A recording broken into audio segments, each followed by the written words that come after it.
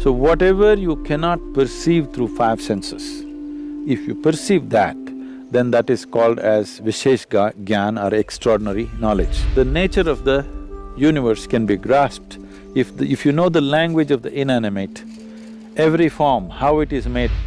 As the concerns of survival recede, human beings will naturally evolve into perceiving higher things.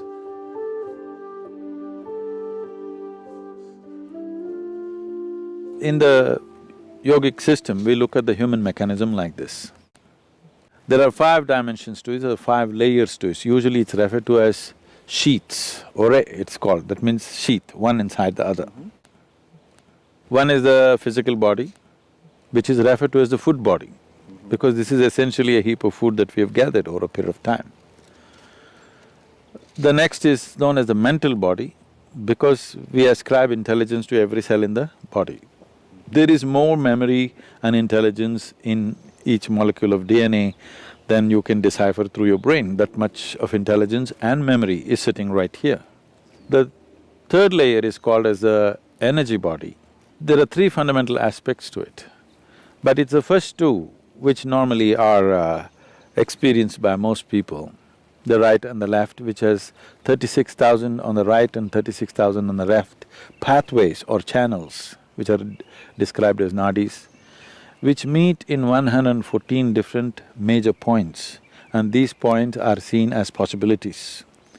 So, mysticism identifies these 114, the geography, the energy geography of the body, and how you could exploit this to transcend the limitations of the human mechanism. Now, the fourth layer is called as Vijnanamaya Kosha.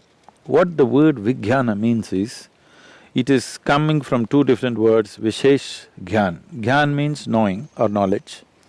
Vishesh means an extraordinary way of knowing. So whatever you cannot perceive through five senses, if you perceive that, then that is called as Vishesh Gyan or extraordinary knowledge. So, we are talking about a transitory dimension which is transiting from physical to non-physical. So, the fifth dimension, this is in whatever in the New Age language in America, they're saying this is etheric body.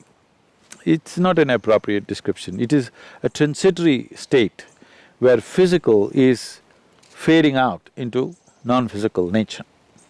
The fifth dimension is referred to as Anandamaya Kosha, which literally translates as bliss body. This does not mean there's a bubble of bliss or something inside. It is purely non-physical in nature. Because it is non-physical, we do not know how to define or describe it. There is no definition to it, there is no description to it. We're only talking about it from our experience. Whenever we touch it, we feel blissed out. So like children, we're calling it bliss body, because we do not know what is the nature of what it is, and it is not physical in nature, so we cannot put it into definition of words or descriptions or whatever.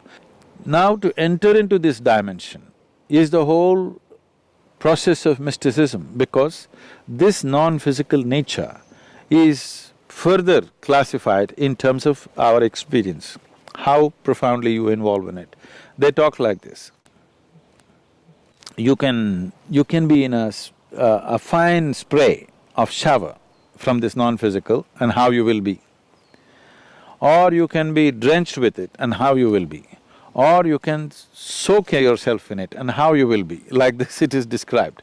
In this context, it's a…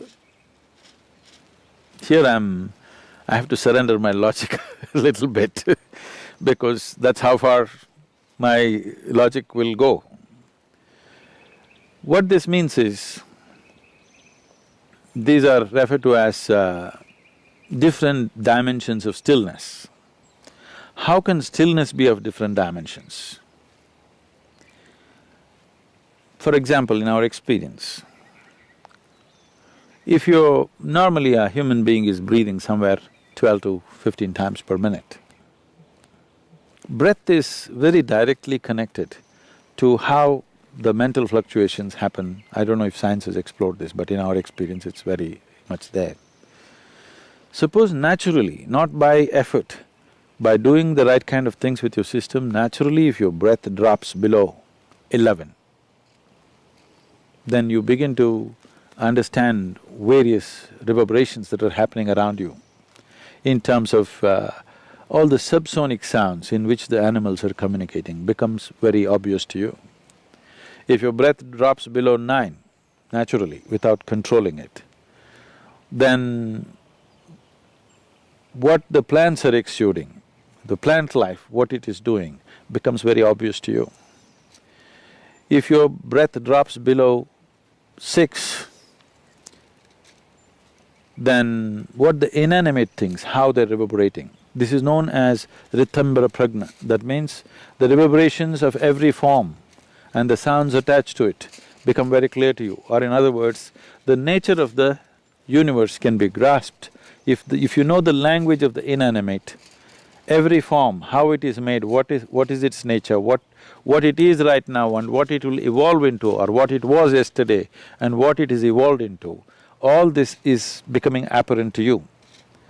As the concerns of survival recede, human beings will naturally evolve into perceiving higher things. But the important thing is the level of static, because breath is a survival process. If you sit still, it goes down.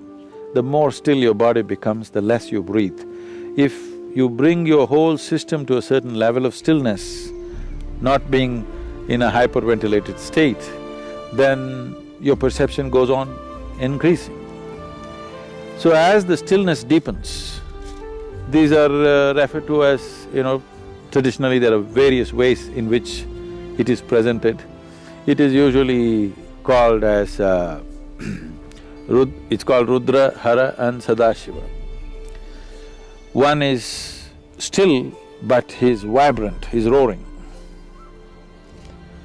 Another is still, but he's in activity still.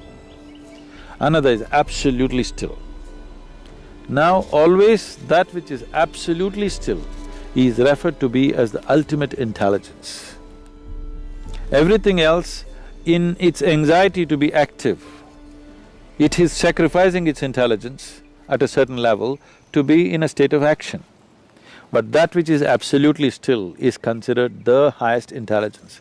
It is only in Eastern mysticism, the source of creation is been always celebrated as the highest intelligence.